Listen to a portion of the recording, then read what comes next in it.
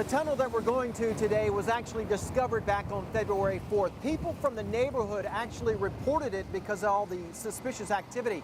And immediately, the Mexican military responded in a convoy pretty much like what we're in today. This is the Otay warehouse district of Tijuana. As you can see, there's a lot of activity here. Trucks moving freight in and out all the time. So it wouldn't cause that much suspicion if a truck backed up into this bay, pulled some of the dirt out from the tunnel, right? Well, they did cause suspicion. Someone called the Mexican military with a tip. They came in, and that's when they found this warehouse. Just the size of this warehouse, you can see how massive this operation was going to be. You saw the bags over there, hundreds and hundreds of them. What that is just dirt, fill from the excavation of the tunnel. They're everywhere in this warehouse. There were 13 workers up here. Their job simply was to fill these bags with dirt. A truck would pull in from the bay, load it up, take the dirt out. Just looked like a warehouse district. Down here is the elevator shaft. They found 4 other workers down there digging away. The U.S. border is only 4 blocks away. Behind the truck, that wall is the border. So the wall is right there. Yeah, the brown one. So there's a very good chance they go right up under the wall and reach another warehouse on the U.S. side. Yeah, because in the U.S. side, it's coming to be a lot of warehouse too. Warehouses there. Yeah. So just from one warehouse to another. Exactly. That's the plan. This tunnel actually used to have an elevator. It no longer works, so they have to lower us down with these harnesses with ropes. We can only spend 15 minutes down there because it's so incredibly hot and there's very little ventilation.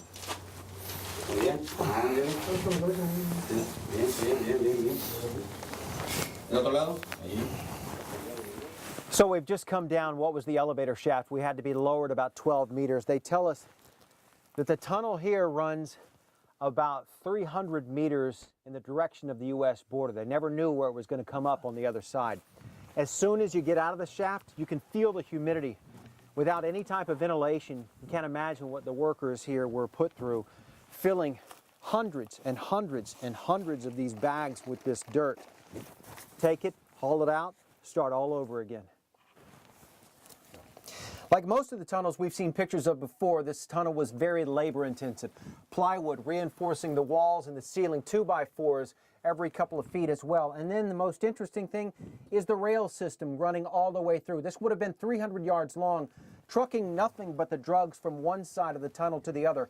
There's no other room for anything else. As we go further, deeper and deeper into the tunnel, it seems to just get smaller and smaller and hotter. The labor must have been intensive and incredibly claustrophobic.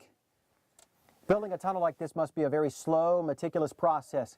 No fancy machinery, just a very simple tool, just to chip away at the sides and excavate the dirt.